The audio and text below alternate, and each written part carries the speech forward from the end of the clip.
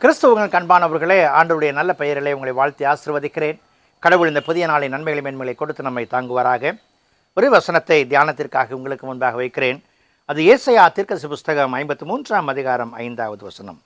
நம்முடைய மீறுதல் நிமித்தம் அவர் காயப்பட்டு, நம்முடைய அக்கிரமங்கள் நிமித்தம் அவர் நொறுக்கப்பட்டார். நமக்கு சமாதானத்தை உண்டாக்கும் ஆக்கினை அவர் மேல் வந்தது. அவருடைய தழும்புகளால் குணமாகிறோம். அவருடைய தழும்புகளால் குணமாகிறோம். Don't miss it.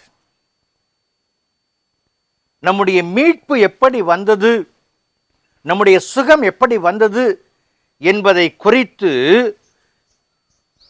சிந்திக்க தவறிவிடாதே. இறைவன் தந்த நல் வாய்ப்புகளை நழுவ விட்டு விடாதே. இறைவன் என்னை குணமாக்கும்படியாய் இந்த உலகத்தில் வந்தார். இந்த குணமாக்கும்படியாய் வந்தவர் என்னுடைய குணத்திற்காக தழும்புகளை ஏற்றுக்கொண்டார், காயங்களை ஏற்றுக்கொண்டார், இரத்தத்தை சிந்தினார், சிலுவை பரியந்தம் பாடுகளை சுமந்தார்.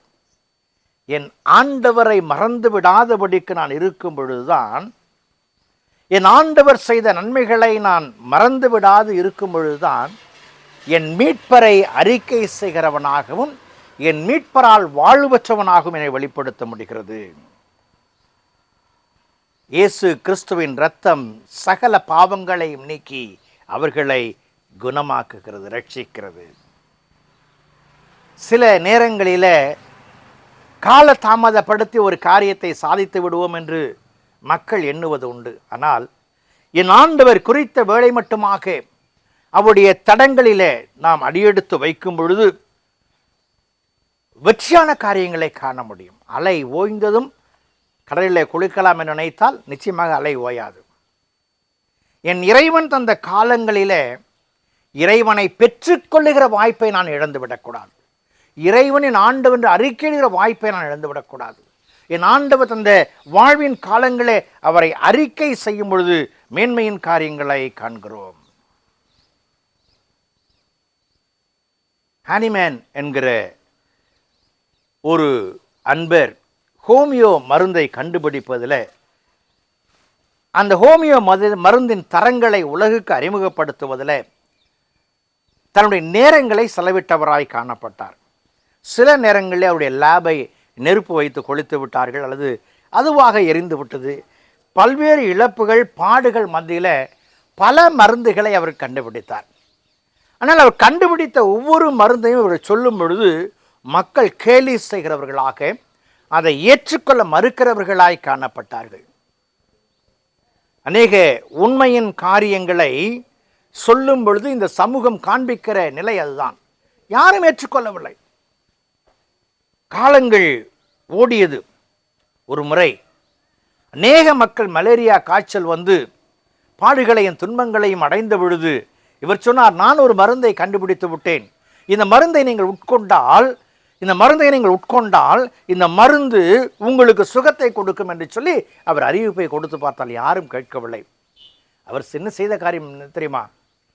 அவர் மலேரியா நுண்கிருமிகளை தன் உடலிலே செலுத்தி கொண்டார்.